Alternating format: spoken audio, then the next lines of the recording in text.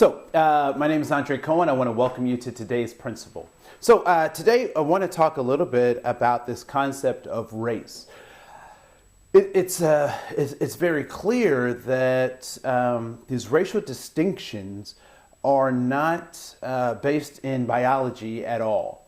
And there are lots of folks out there who want to believe that race is a biological factor in determining humans' behavior. And there are two reasons why I have come to understand that race is not biological. One reason is that as you encounter different cultures, you can just start with North America or the Western Hemisphere. Black in Canada is a little bit different, or the racial categories in Canada are different than those in the United States, which are different than those in Mexico, which are different than those in Central America, which are different than those in South America.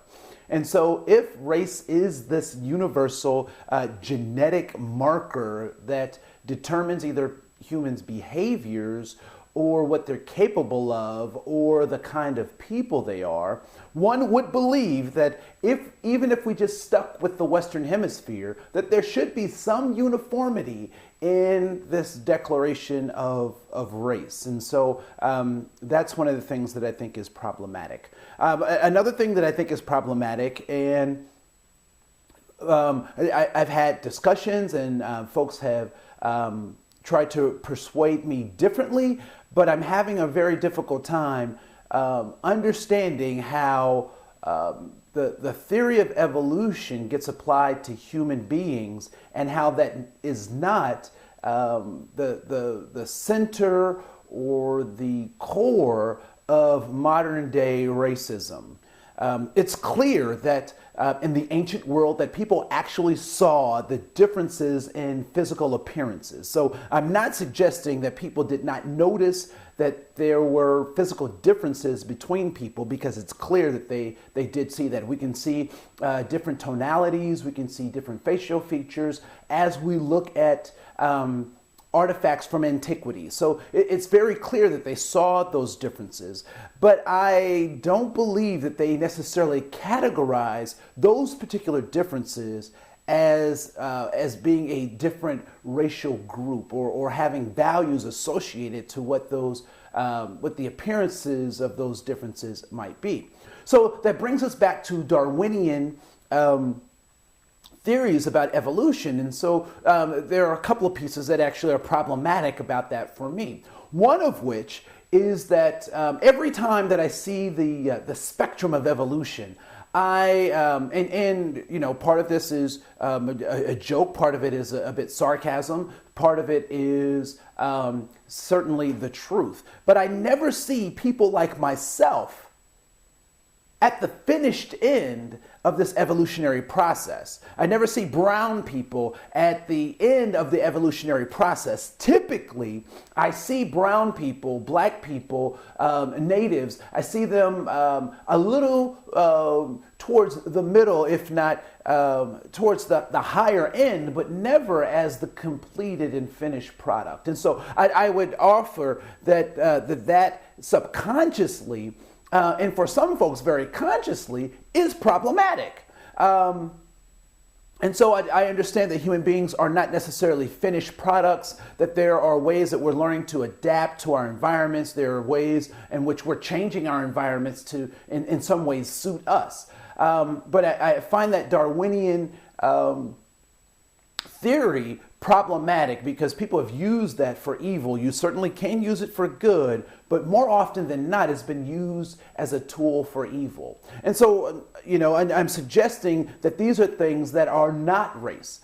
And so the question may be asked, well, what are you saying race is? What is race if it is not a biological determinant of human behavior or categorization? I would suggest that that race is a way that people are sectioned off, quartered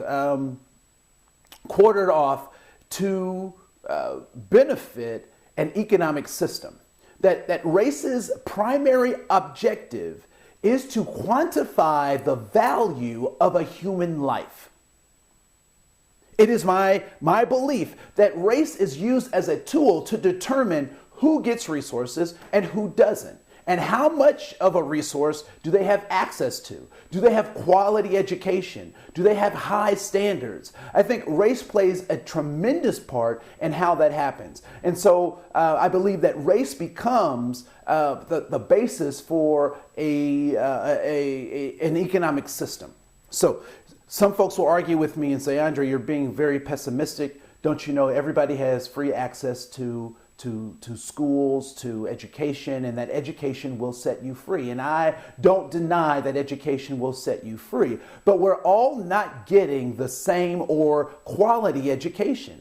So I ask you, on my website, you can go to andrekoen.com. There is, and go in the search window and search city schools, right? So when we talk about this equal access to opportunity, we talk about education being the key to doing that. One of the things that we have to talk about is property taxes. What does property tax have to do with race? Well, if we have the same opportunities, and if race is not an economic determinant of the garnering of resources or the sharing of resources, then you may find that my logic is extremely flawed. But what I would like for you to do is I want you to think about those poor areas in your city. I want you to think about that. I want you to think about what are the property taxes like in that poor area of your city. And then I want you to think about what are the educational systems like in your city. See, there's a direct relationship between property taxes and the schools that those communities fund. And so as you look at more affluent areas, what you'll find is that they have higher property taxes, which typically means they have better schools. In poorer areas, what you find is that they're struggling with those property taxes, ergo they have worse schools. So when we talk about race being an economic determinant of who gets resources and who garners resources and who gets to share resources and who gets to have resources, for many of us, we did not create these things. We did not create the concept of race. But it's now our responsibility, now that we know what the game is, now that we know that race isn't biological, but it is a systemic economic model designed to share, garner, and limit resources based on arbitrary decisions by governmental entities. I am not anti-government. I love the United States of America. I believe that there needs to be order. There also needs to be a true conversation about the inadequate ways in which resources are shared.